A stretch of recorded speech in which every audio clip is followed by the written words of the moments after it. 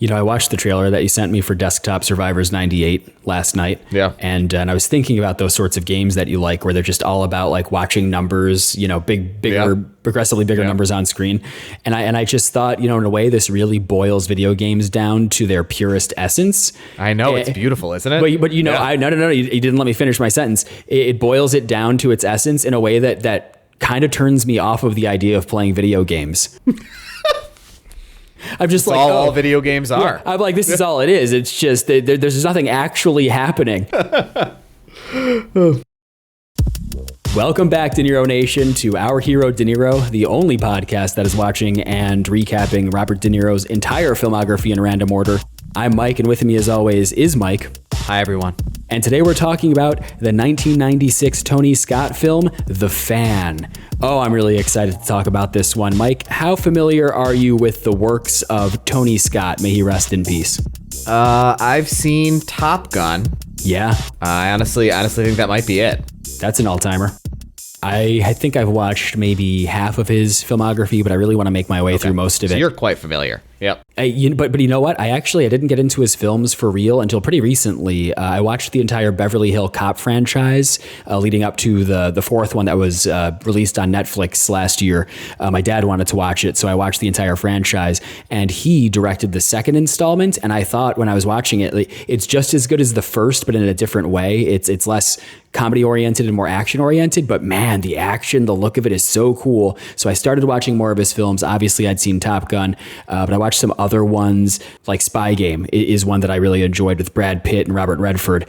And he has such a distinct visual style. It's kind of, his 90s movies look, they're kind of similar in tone to Michael Bay films, but his direction is so kinetic, it's so frenetic, and he's, I think, less nihilistic than Michael Bay. So I do kind of enjoy his films more. But I was pretty excited going into The Fan for that reason, despite its negative critical reception. So this is a sports psychological thriller film starring Robert De Niro and Wesley Snipes based on a 1995 novel of the same name. But it was a critical and box office flop with a budget of $55 million and only making $42 million at the box office. So not a very well-liked movie, and I think we should get right into it. How about you? I would love to get right into it. Fantastic. So we're opening up. It's my turn to do the recap. So, you know, buckle your seatbelts, everyone. Before you start, are you going to talk about the production logos? No. Okay, I just don't want to skip right past that. So I have a comment right at the beginning. I found the Mandalay Studios logo really funny. Do you remember it? No. Yeah. Well, we can look up a picture of it later. There's no reason for us to do it right now. It's pretty funny. But if anybody goes and watches this movie after listening to this, which maybe you will, because I don't know, my take on this movie, I think, is relatively positive. Spoiler alert, relative to some of the other terrible things we've watched lately. Look out for the Mandalay Studios logo. It's pretty funny. And Beyond It is like a not terrible movie in the grand scheme of things. Fantastic. So we're 5 seconds into the film right now. We get our opening credits, and De Niro, we had some voiceover by De Niro, and he's reciting a poem about the importance of sports fans. And of course, we get that all important, directed by Tony Scott card at the very end. Oh man, it really lets you know exactly what you're in for, because this is stylistically a Tony Scott film through and through. And I mean that in the best way possible. So we're in San Francisco. It's sunrise, and De Niro is driving this van, and he's calling into a drive time radio like sports show. He's playing a character named Gil Renard, and we get our first sighting of him at 3 minutes and 57 seconds. So we learned that he's a big San Francisco Giants fan. That's baseball for those who are not in the know. And apparently the Giants just signed a really big deal for this guy named Bobby Rayburn, like a young hot shot. They paid $40 million for him. We get a little Jack Black cameo. Not really a cameo. He just has a minor supporting role as a radio producer. And they actually get Bobby on the radio in the morning while Gil is on the call as well. So they talk very briefly. Bobby is played by Wesley Snipes, and he's hanging out with his agent Manny, who's played by John Leguizamo. So I may use any of these names interchangeably. Afterwards, Bobby's at the ballpark, and Gil comes into a conference room. It's kind of happening concurrently. And I was trying to put together what exactly Gil did for a living. He's wearing a respectable suit and tie, that kind of look. He's in this big old school kind of office in a tower in San Francisco. And he appears at this point to be a knife salesman. And I was just laughing at this, wondering, is he a Cutco salesman or something? Is this what it's like when they try to recruit you to sell their shitty knives door to door? But apparently he hasn't been selling, and he's really like on the verge of getting fired. So his boss gives him an ultimatum, gives him until the end of the month to, pick it up. And he needs to close the McKinley and Everest deal. So I felt kind of nostalgic for a bygone era looking at this. Just the idea of being that kind of salesperson who's going into offices and trying to, just demonstrate your products to people. I feel like we don't really live in that era. We never did, right?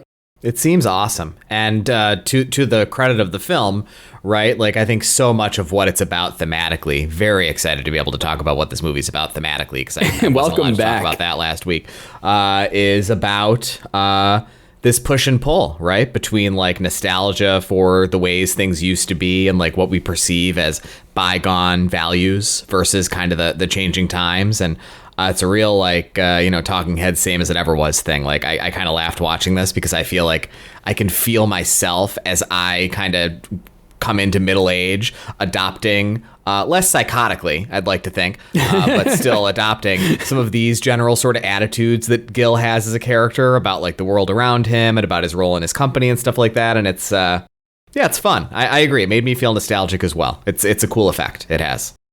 So we're at a baseball press conference, and a reporter played by Ellen Barkin, she wants to interview Bobby, but Manny is not having it. Meanwhile, we see De Niro selling knives. We get kind of a montage of him selling knives, and this is where we learn he actually sells hunting supplies. So that makes a little more sense. This kind of confused me too, though, because his last name, Renard, is in the name of the company. It's one of those classic company names that's, name and name. So at first I was thinking, does he own this company? Why is he in danger of being fired? No, later on we learned that it's his father started the company. And here in this scene, we learn that Gil has a short fuse. So already seems like a little, what's the word I'm looking for? What's the PC term for this now that I'm a woke social work student? He seems a little, you wouldn't really want to spend much time around this guy, is what I'm getting at. Oh, I'm really excited that I had the discipline and clarity of thought to not say anything and just let that play out there. What? I hope you just leave that in as it is. It took you so long to say something. You really left me out to dry. This really reminds me of that time I couldn't remember what paper towels were called, so I Googled the term big paper. That big paper is so funny. God, it's embarrassing. Oh, it's good shit. So Bobby, yep. So Bobby, he gets kind of a Make-A-Wish style request to visit a sick kid. Turns out the kid is dying with cancer, one of the worst things a person can die from, and dying imminently. Right. Like he's in his last day. Like right, exactly. And when Bobby is there, he didn't know the kid's name beforehand, but apparently the kid is named Sean, which is also the name of his son. So it's very emotional, and the kid makes the request for Bobby to hit a home run in his next baseball game.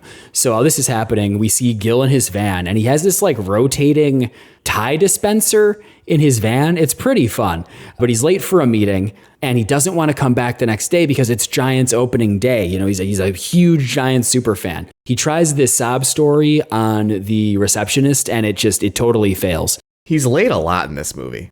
I don't know if it's like the San Francisco traffic or if he's just really bad at managing his time because he's always thinking about baseball so much, but you're right. Well, no, I think it's the latter, right?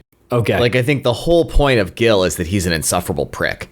Like, he's like an arrogant asshole who's like obsessed with like the way that he does things and the way that things should be done, but he's a hypocrite. Like, he isn't actually embodying like the kind of perfection and excellence that he like expects of others in the world around him. So like, I think the lateness is an important character beat. It's like, he sucks. He is not perfect, even though he like expects others to be perfect and seems to think that he is perfect.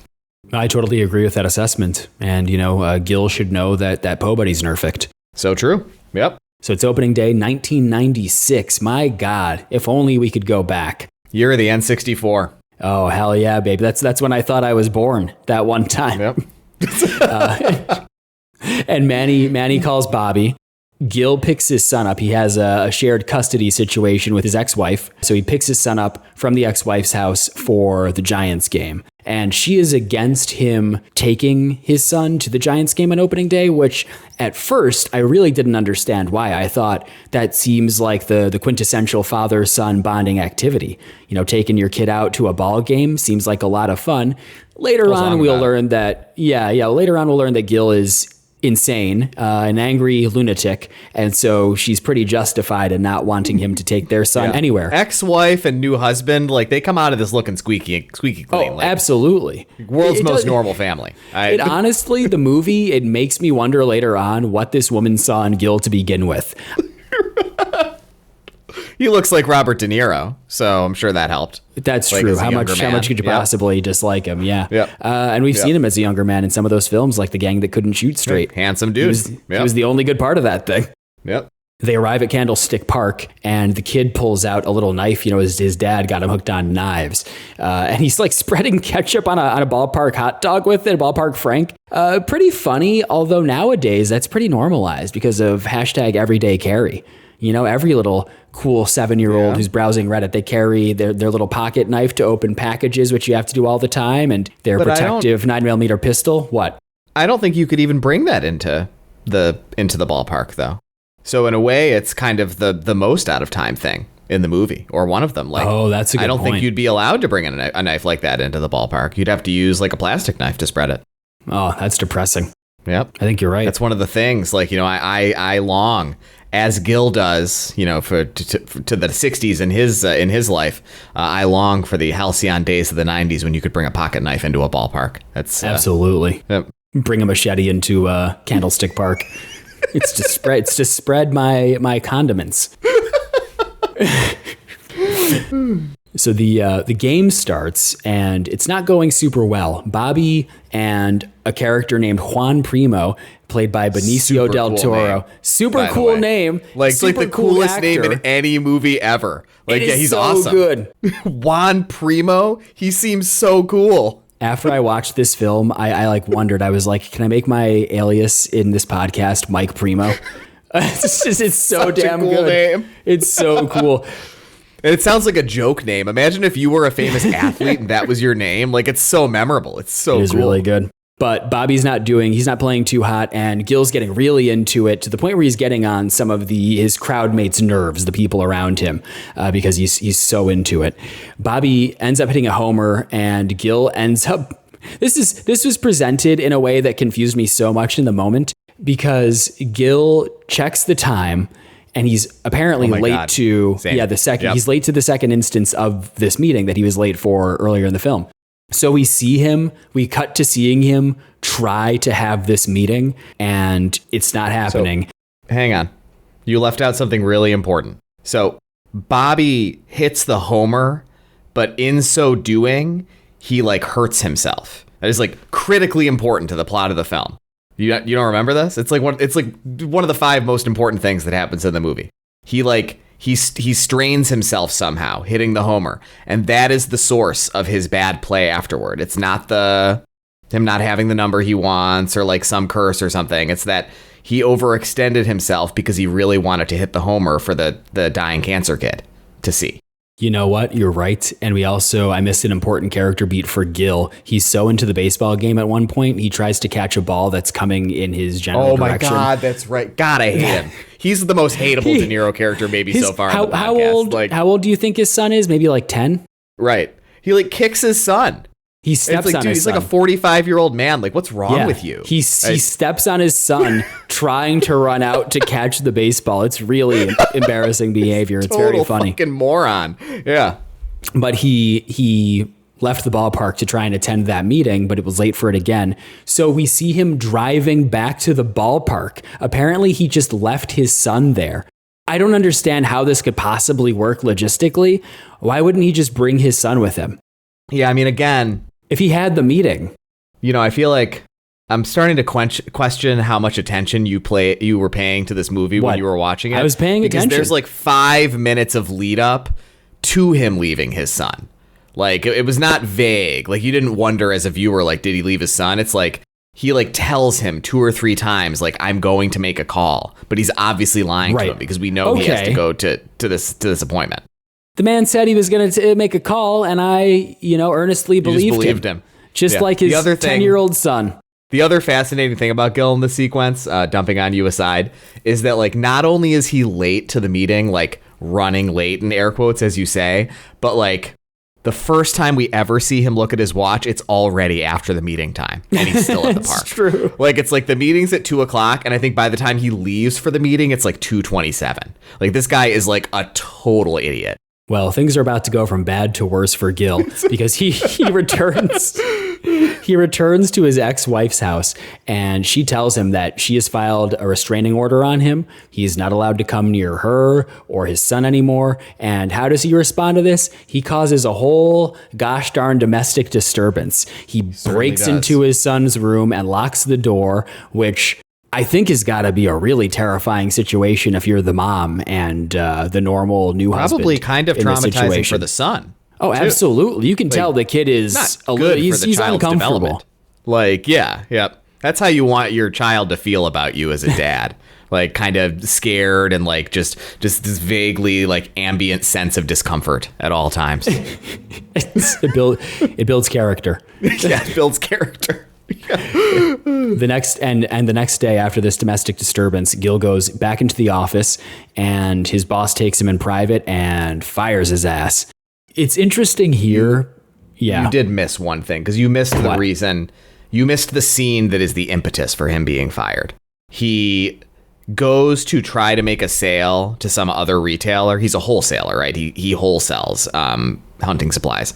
And the person to whom he's trying to sell rebuffs him, like basically tells him that he's not gonna leave their current supplier, and he like goes insane. He like jams his knife like on the table, and he swears at the guy, and so that's what he gets fired for, is like swearing at and like vaguely threatening a prospective client. So like it's established at this point, you made the comment earlier, but like Gil is nuts.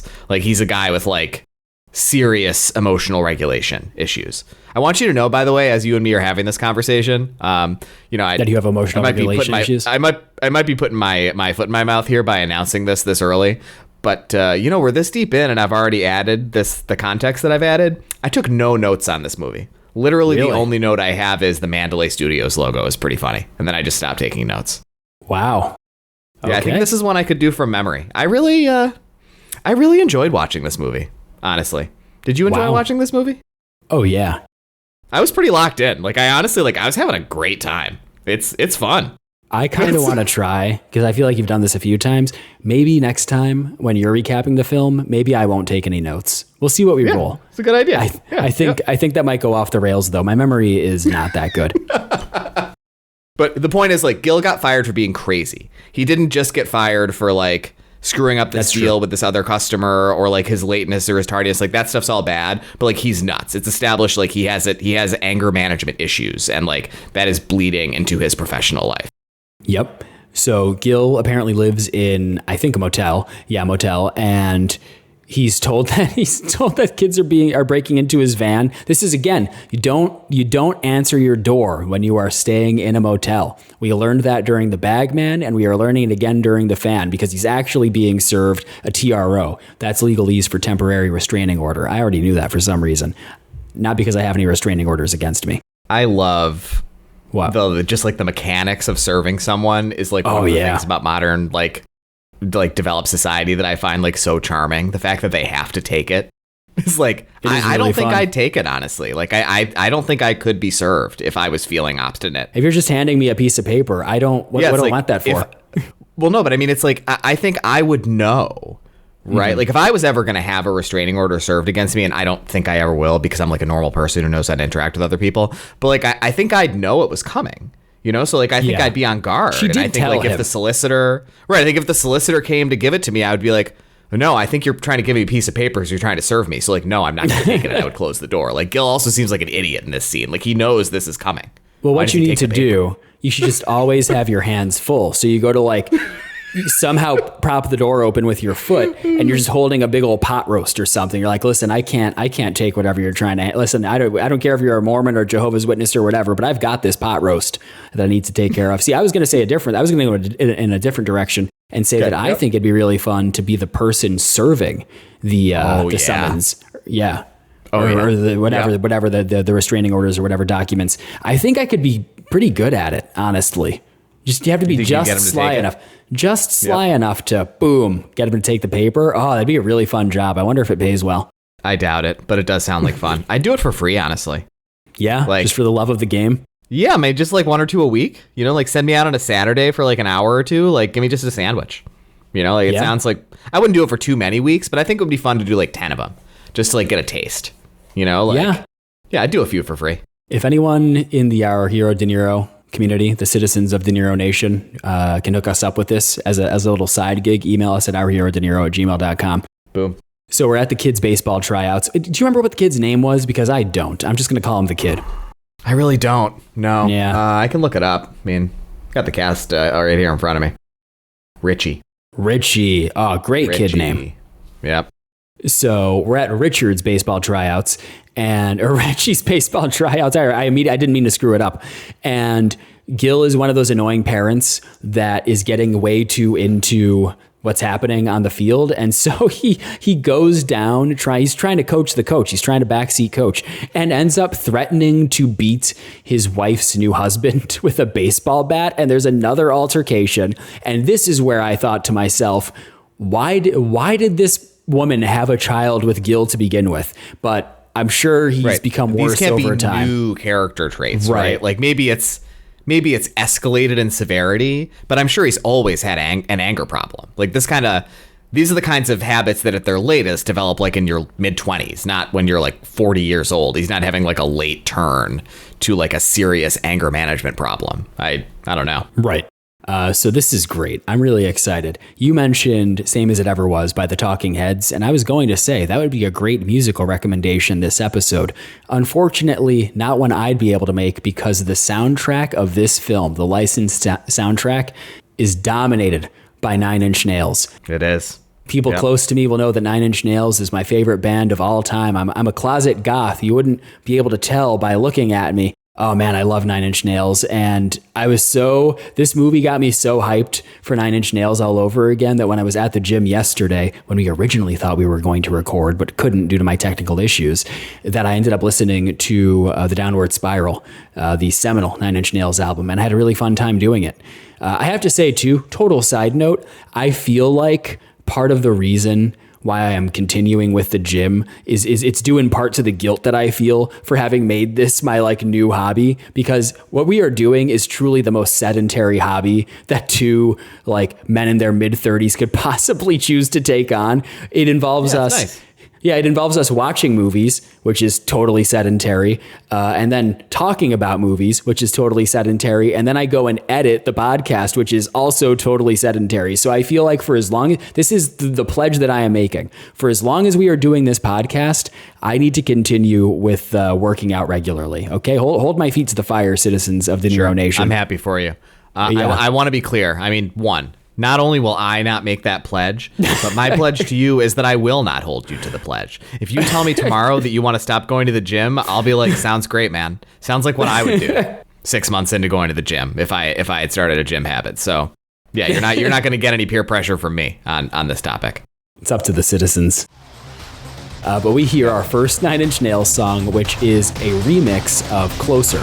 Closer, of course, being the #1 single from The Downward Spiral.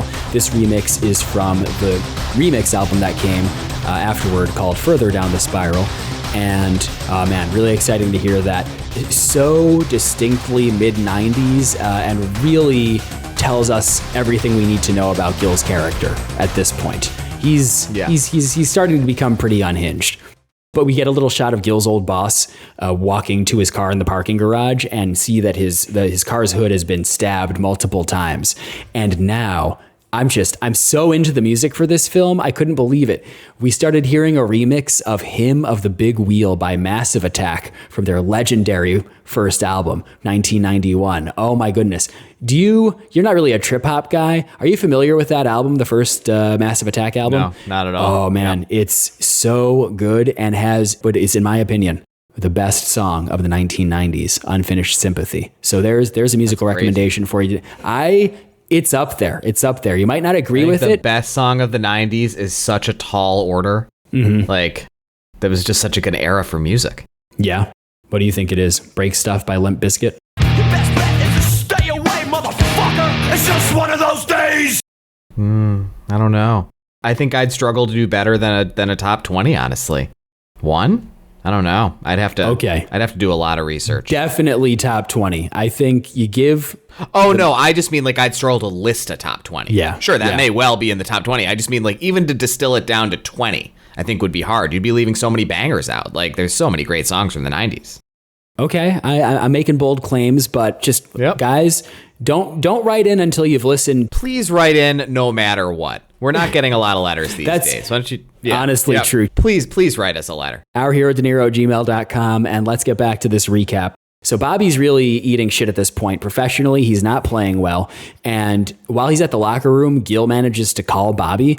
And in the background here, we get to hear one of the remixes of Mr. Self-Destruct, the first album in the Downward Spiral by Nine Inch Nails. Now, of course, these remixes, there were 3 of them on Further Down the Spiral, and they were titled The Art of Self-Destruction Parts 1, 2, and 3. Now, off the top of my head, I don't remember which part this was from, but it was from one of those remixes. And Gil hangs up without saying anything. So he's flirting with the idea of communicating with Bobby, but he doesn't have the courage to yet. Bobby greets his kid Sean and got him a dog as a present.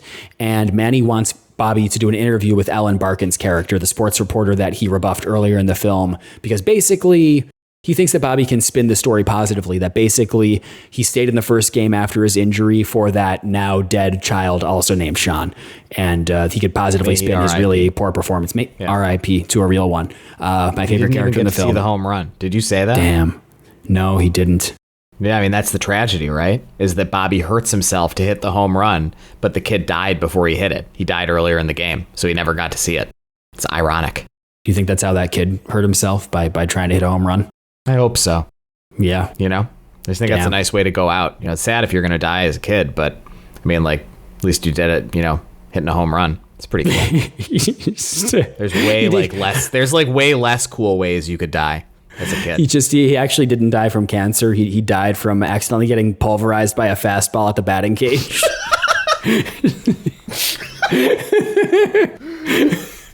I don't know if this bit's good. We'll have to listen back to it, see if it's funny at all. I think it's funny, but I don't know if our viewers are going to think it's funny. Viewers, right in. Viewers, yeah. Yeah. To our podcast. Do you think jokes about terminally ill children are funny? Because I actually don't think I do. I'll just laugh at anything. He just... So Bobby ends up meeting Alan Barkin at a nice bar, and they do their interview. We get another baseball game, and Juan Primo, played by Benicio del Toro, is just crushing it. He's doing really well, and there's a rivalry. I don't know when it breaks out, like when we learn about it, but there's a rivalry between Primo and Bobby because Primo is number 11, and Bobby has always been number 11, but he has to be number 33 because Primo already has that number. So there is some tension between the two players.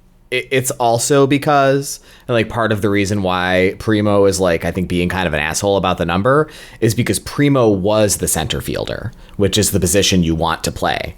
And he was relegated, I can't remember, I think to left field because they picked up Rayburn. And so, like, he also, like, usurped him from his, like, desirable playing position on the team. I don't know much about baseball, so, like, I can't talk about this with any specificity, but, like, in the plot, that is explained. That he was like demoted effectively because Rayburn was hired onto the team. That's a great point. And I guess I should have mentioned at the top that for context, neither Mike nor I are big baseball fans. Although I'd watch a Red Wings game with you this summer. Seems cool. It'd be a lot of fun. Baseball's neat. Yep. Oh yeah. Just hang out, eat some hot dogs, drink some beers. It's a fun time. Another sedentary thing we can do in addition to this podcast. Let's record the podcast during the ball game. Yeah. That'd be a lot of fun. Live episode. So I don't know if you can hear me over that. People in the stands, like not even a particularly popular minor league baseball team. I honestly like this idea a lot because I think it'd be very funny to be able to say that we recorded Our Hero De Niro in front of a live audience, even though the audience is for another event. That's really good. Right? I'm on fire today, baby. I can't recap a movie, but I'm coming up with great ideas. I'm an ideas man. So now we're at a strip club, which is apparently a place that the Giants players go to regularly. It seems to be in the middle of the daytime. Seems like an odd time to go to the strip club. And Gil is hanging out at the bar. Bobby walks by, and so Gil decides he's going to talk to Bobby, but Bobby gets into a conversation with Juan Primo. Everyone ends up in the bathroom, and a fight breaks out. Critically, Bobby rebuffs Gil very rudely. Like, Gil approaches him and tries to say something, and he puts his hand up and like pushes it toward his face and says something like, "Not now, dude," or like something like that. So like it's pretty shameful for Gil that like this is the way his first attempted interaction with him goes. Yeah, that's a great point. So a fight breaks out between Primo and Bobby, and other bar, whatever, strip club patrons come in, and it becomes a huge brawl. And afterwards, we're back to the radio show. Yeah, man, did you ever listen to like drive time radio like this when you were younger? No, right? I only listened to conservative talk radio. Oh, I okay. listened to the radio when I was younger. That makes sense. Yeah. Yep. I did. I listened to a lot. Wait, did you really? Oh, yeah. You didn't know that? Oh, yeah. I used to listen to conservative talk radio all the time. Yeah. Yep. And, in case our political leanings on this podcast are not at least somewhat evident, I am not a politically conservative person, and I never agreed with anything that Rush Limbaugh said when I listened to his show. But it was like, I hate listening to it for years. Yeah. Yep.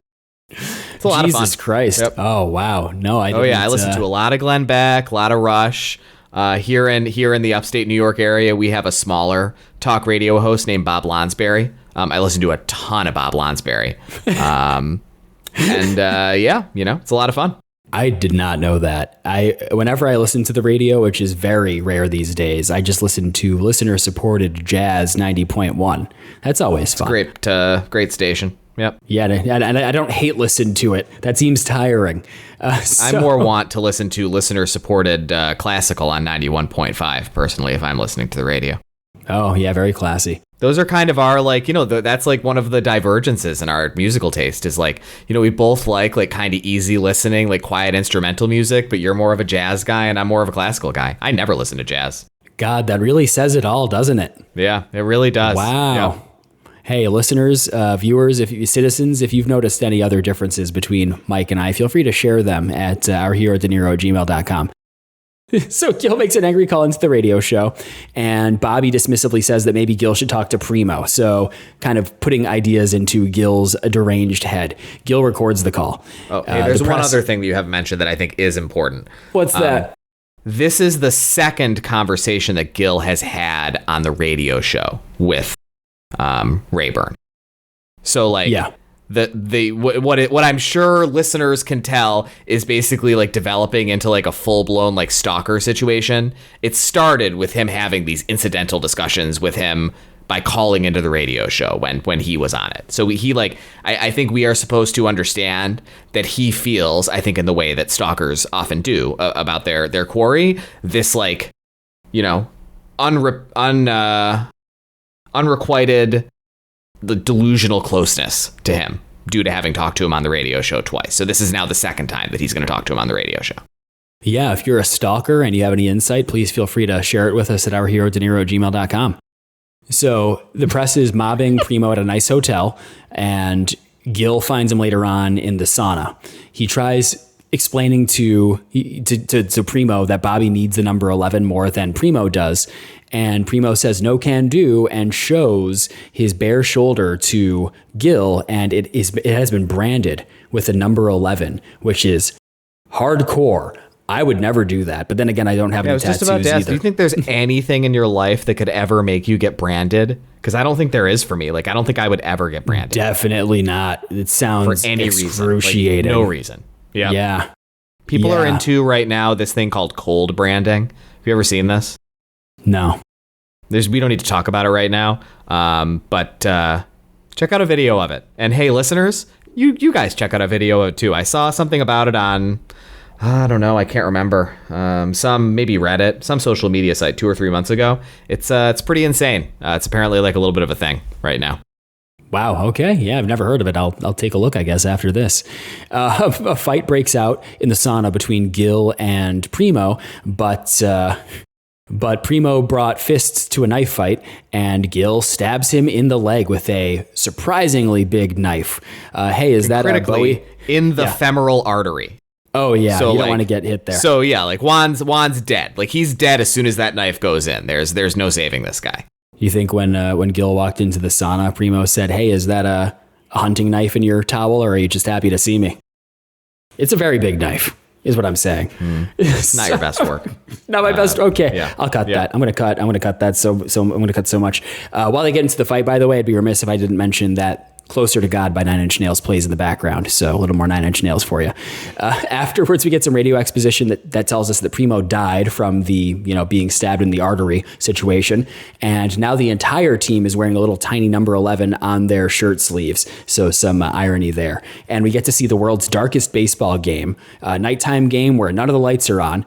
And Bobby played really well, but now he's depressed because Primo is dead. Immediately after, we get another game, and this time it's a daytime one.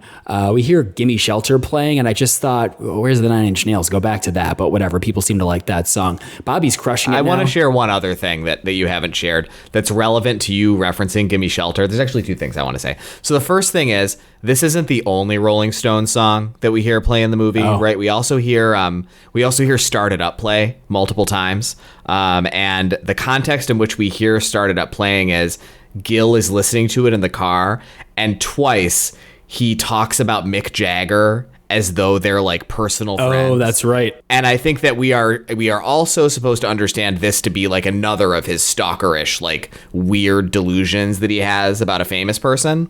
And the other thing I just want to say is like, I really like Rayburn as a character. Like as much as I hate Gil, I think like Rayburn he seems like a really nice, just like really good dude. He really gets a raw deal in this movie, I think. And this was the moment where it's like he's really torn up over Juan dying, which I think is like, that's like a good character moment.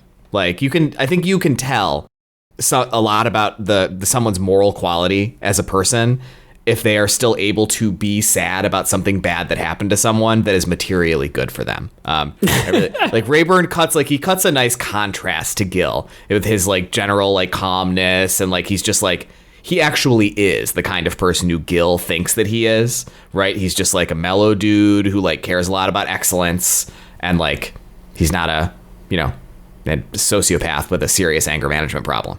No, I think you're right.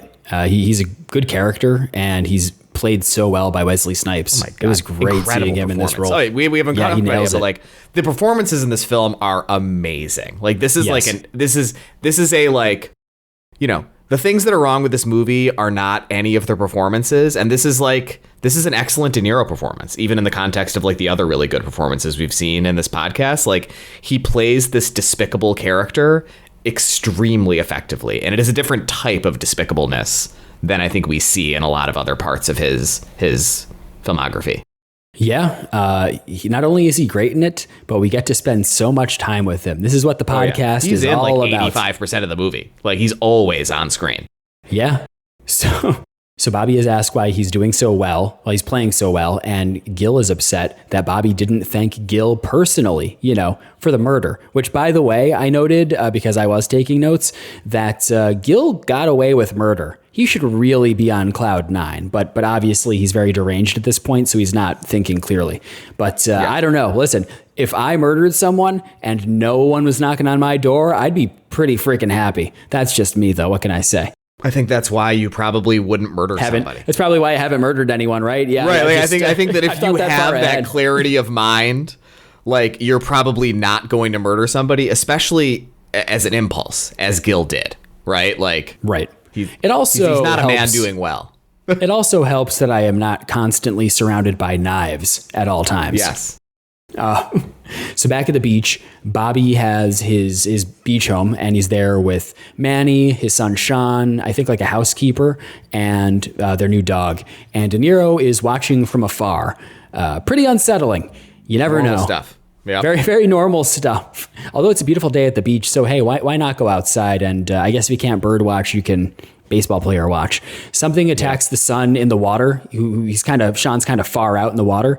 And so Gil breaks his cover, runs in and saves Sean. So afterwards, Bobby is obviously very thankful and appreciative. And so meets Gil, who lies and says that his name is Curly, which really interesting fake name to go with. Yeah, Curly. My friends call me Curly. Like, yeah, I'm sure, asshole. Oh, man. And so Bobby very kindly invites Gil into the beach house. They've been hanging out for a bit. Gil gets to try on Bobby's clothes because his outfit's all wet. And we hear Closer to God play again very briefly. So we know things are about to really go off the rails soon.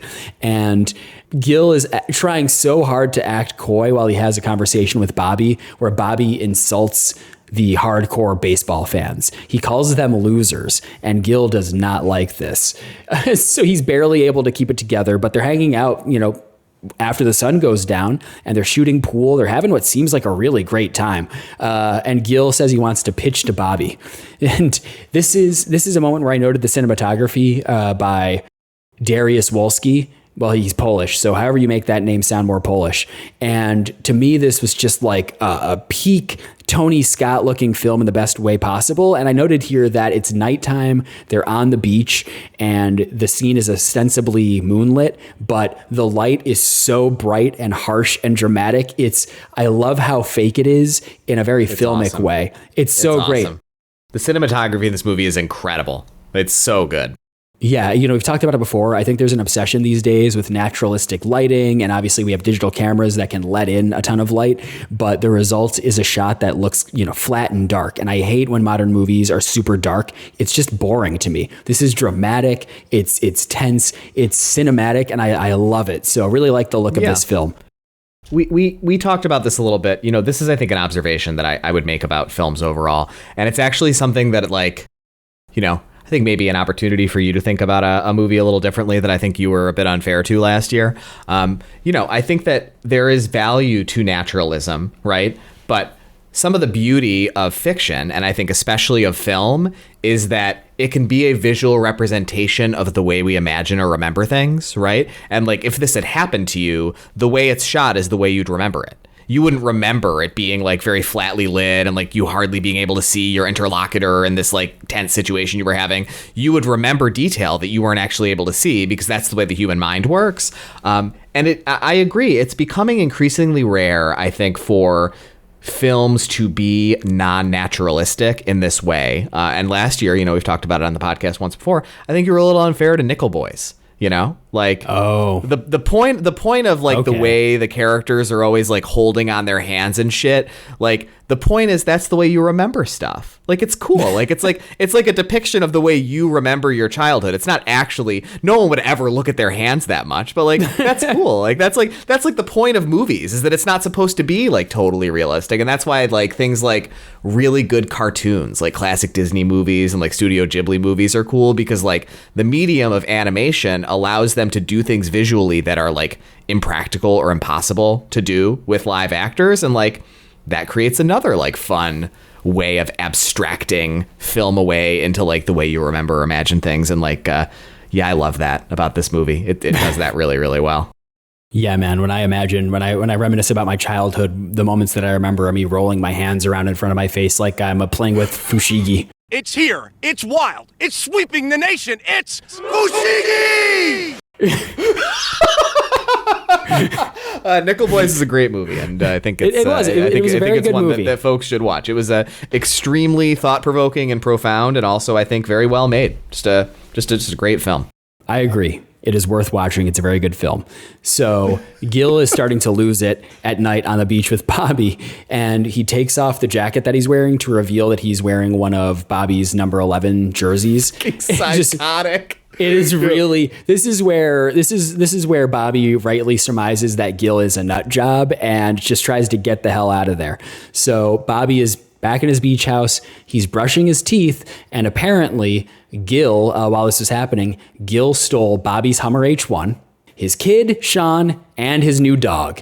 And so Gil, it's a kidnapping situation. And Sean is roughly the same age as his son, Richie, so around 10 years old. And so Gil is driving with what is his son's name? Sean. Gil is same name as Gil the that's kid with right. cancer. Yep. Yeah, man, rest in peace. Gone too soon. Pulverized by a fastball. Gil, while they're driving, this is how unhinged Gil is. In addition to the murder and the kidnapping, he just gives Sean a knife to play with in the back seat. Totally insane. I didn't really grow up with knives. I didn't have a ton of exposure to them. I don't know. Seems like if you're 10 years old, you probably shouldn't have a knife like that on you. Can't think of any cases where it'd be a good idea. Tough to say whether that was more normal culturally back then than it is now. Probably was. But I do think we're supposed to understand it as disordered behavior on Gil's part. Like, it's like all part of that pastiche of like weird things he does. Yeah. You think if he was like a vacuum salesperson, he would have handed Sean a Kirby to play with, little like handheld vac, little dustbuster.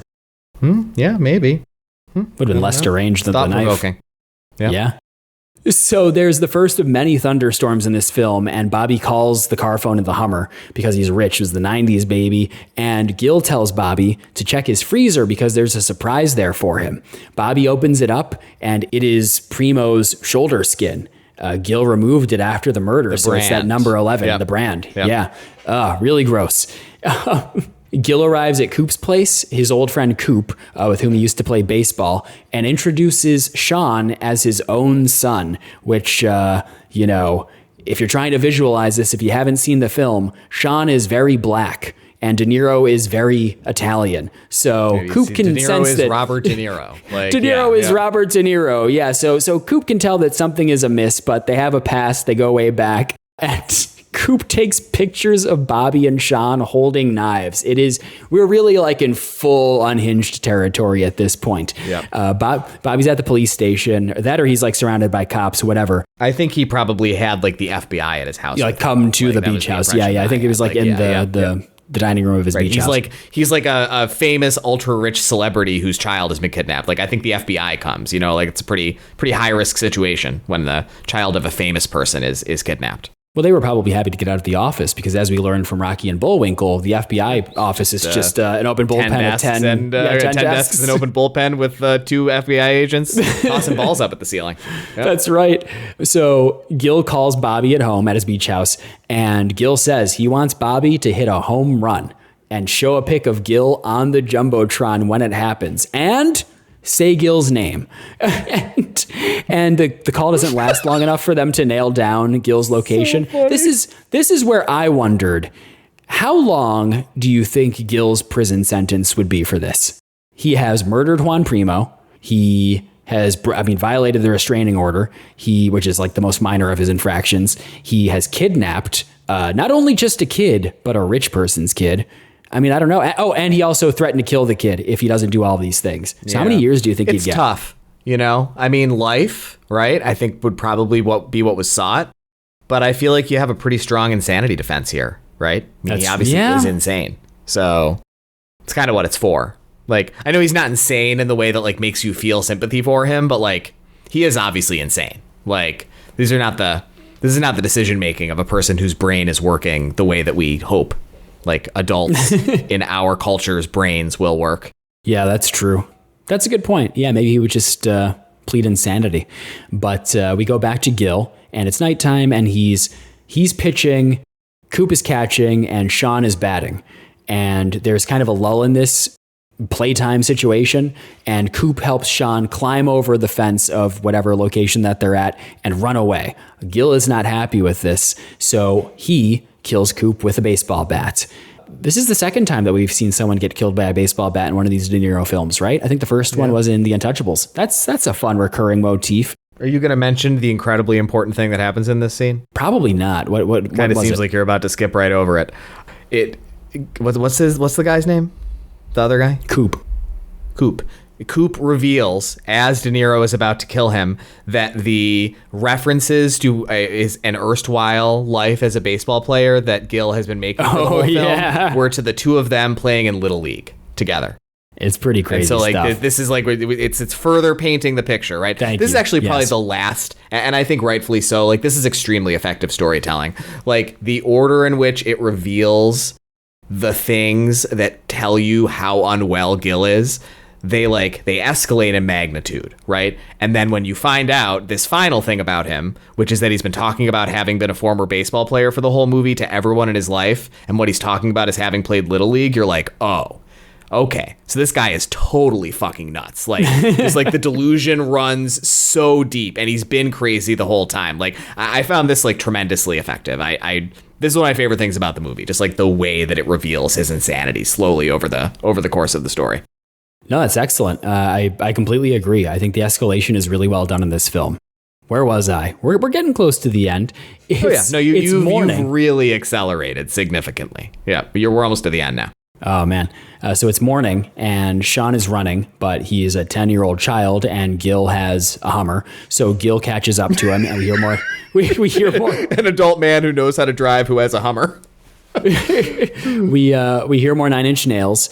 Fantastic. And we see cops closing in on Coop's location, but of course Gil is no longer there. The game starts. We're getting there to the big finale, the big climax, and Gil calls into the radio show. He's somewhere in the stadium, and another thunderstorm is rolling in. I don't know much about the weather in San Francisco, but is that like atypical? Does it thunderstorm there a lot? I thought it was just always foggy. I don't know. Yeah, I'm not really sure. Yeah. But I mean, baseball season starts in August, September, right? When does baseball season start? It's gonna be funny if I'm like totally wrong about this. Oh, it's so funny. I couldn't have been more wrong. It's March through September. So no, I don't know. I was gonna say, like, if baseball starts as I had completely directionally incorrectly remembered at the end of the summer, then like that is kind of the rainy season on the West Coast. But no, I have no idea. That's good. That's really good. I'm just like, I know nothing about baseball. Yeah, well, there are a lot of thunderstorms in this movie, and Bobby is up. This is a nighttime game. Bobby's up to bat. It starts raining super hard, and we get a rain delay, just really prolonging the whole situation. I'm surprised that they didn't call the game due to rain. But what do I know? I don't. That watch is baseball. The tension of this scene, yeah, right? Like it is might that happen. They might call the game. So like Rayburn is freaking out because he is concerned, I think reasonably so, that if they call the game and the game just doesn't happen, he doesn't get a chance to hit a homer, that Gil is still going to kill his son. So like that's the tension of this scene, is that as the rain is escalating, they may eventually, I mean, it's late, eventually they're going to stop, right? They're just going to call the game and it'll be a tie. Yeah. The cops, we see them briefly interviewing Gil's kid, Richie, I remembered. And play resumes in the 8th inning. So it's very dramatic. Bobby's up to bat. He's down to his last strike. It's raining so hard. I, once again, could not believe they were letting the game continue. But he thinks about his son, Sean. And he hits the ball, and it's a home run, but it's not out of the park. It hits the back wall. So he's running for it. He's running around the diamond. He dives. He leaps for home plate, and he's in, but the umpire calls him out. And critically, he's in by a lot. He made it by like over a second. Like yes. You wouldn't have needed the umpire. Like it's like everybody could tell. Like he obviously made it.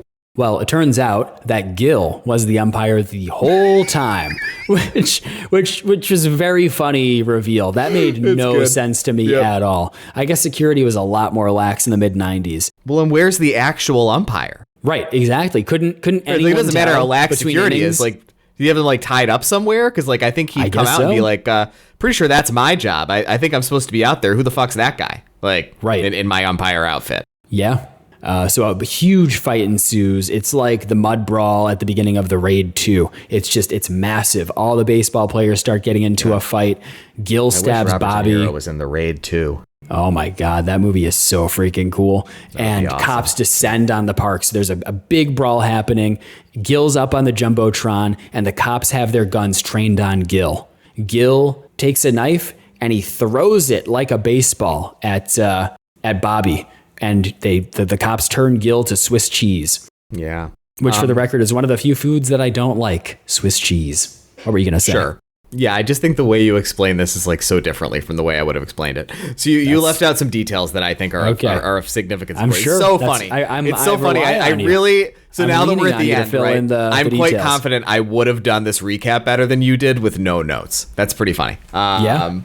So anyway, the other important thing that happens in this scene is, there's a very emotional back and forth between Rayburn and Gil, and Gil is not willing to say that Sean is still alive, and actually very strongly implies that he's dead, because Rayburn asks him where he is, and he says, I guess he's in the big stadium in the sky, or like something to that effect. I can't remember if that's the exact line. Yep. But that all happens before he gets killed, right? And the other thing that happens is, and I don't remember this, just so you know, this I'm getting from the fact that I have the Wikipedia article open in front of me, is we do get like maybe De Niro's best acting in the movie in this scene. I remember it now that I'm reading it.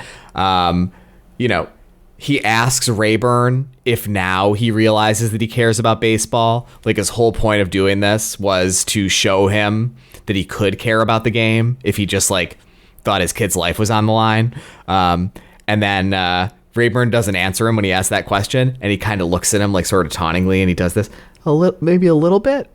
like in that like really funny De Niro way. Like it's a really, really good line delivery. And then that's when he goes to throw the knife and the cops shoot him. You care about baseball?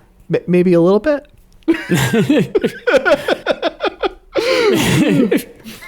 Oh God! You should put the clip in there. It's a very funny De Niro line delivery. No, don't shoot! You got my son. Now do you care? Bobby! Now do you care? Just a little bit.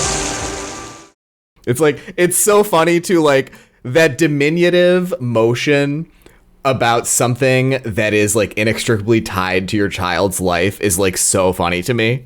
Like, it's like he obviously cares about it so much more than a little bit. It's so condescending. a little bit. Well, anyway, movie's over. The cops find Sean. Bobby and Sean are reunited. Very sweet moment. The cops find Sean in a place called the Stadium in the Sky. Oh, yeah, that's right. I teed it up for you. I said the line. Yeah, that's right. But then you were talking and saying some other things. Incredible. The cops this find guy's got Gil's... a full encyclopedia of notes in front of him about the movie. I have the Microsoft Encarta page for the fan up right now. That's what I'm working off of. So funny. It hasn't been updated in a while. The cops break into Gil's weird freak motel room, which had hundreds of newspaper clippings about Bobby up there. And we close on a photo of an old newspaper article about Gil getting a home run back in a little league game and like winning the championship for his team. And the film ends, directed by Tony Scott. Mike, what would you give The Fan? It's so hard to know what to give this movie. I have like so many thoughts, right? So here's thought number one. Talking about this movie made me like it a lot more. And I think that's one of the first times that's happened in this podcast. Like, I feel like it's happened to me a few times. I finished this movie, and especially in the first half, I found it baffling. So like, this movie has a lot of flaws, right? Here's flaw number one. Gil is despicable. He is completely unrelatable. And I really think like part of the emotional core of a story like this has to come from having a villain who is compelling in some way. And Gil is completely uncompelling. He is despicable. We never see him do anything nice for or to anyone. He is just a piece of shit for the entire movie. And then it's like, yeah, I guess he gets killed at the end. Like, sure, he deserved it. And like, even at the end, it kind of feels like in the moment when he says, the little bit line that I said, it's not supposed to be funny. Like, the music swells. And like, when you watch it, you can tell this is meant to be an emotional moment. Like, it's like, oh, these two people who have been on the other sides of this conflict, who like fundamentally misunderstood each other, they're finally eye to eye, and there's some dignity, like something human in De Niro wanting him to admit that he was able to make him care about baseball. And it's like, no, there isn't. Gil sucks. Like, this is like I don't care, like, if there is humanity in it. Like, it's not humanity that anyone should want to embrace. Like, I don't know, like, what is the point of this story? Like, that's like, fundamentally, like, I think that's my issue with it is like, I don't know. So it's like you watch, like, here's what I'd compare this to, right? And this is like, this is not my recommendation, but this would be a great recommendation. So I kind of hope it was yours.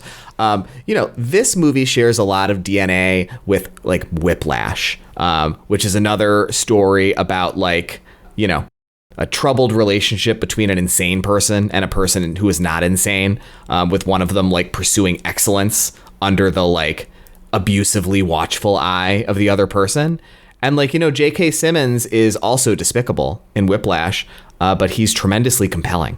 Like, we see him in his element, being the kind of person who is horrible, but who people would love. Like, you can see like, oh, like this is the power of evil, like a charismatic evil person. What's the point of Gil?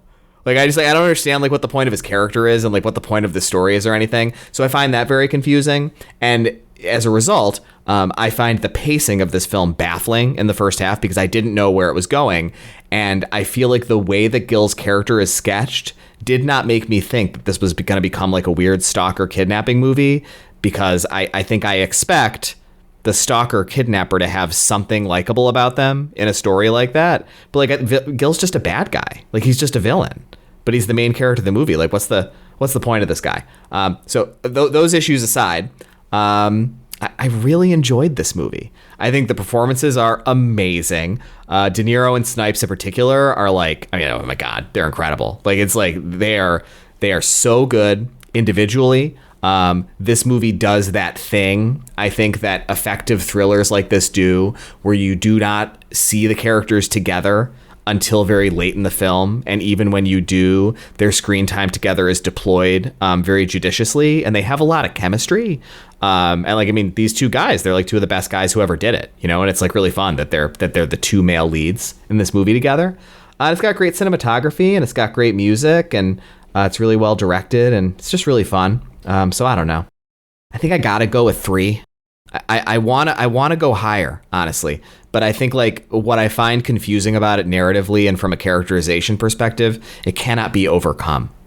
So it's getting a heart from me. But it's a 3. That's crazy, man. I agree with everything you said 100%. And I actually also give this film a 3, but in a very similar way. I couldn't decide between a 3 and a 3.5. It's just, I'm going to be a lot more succinct with my opinion here. It's trash, but it's very well done trash.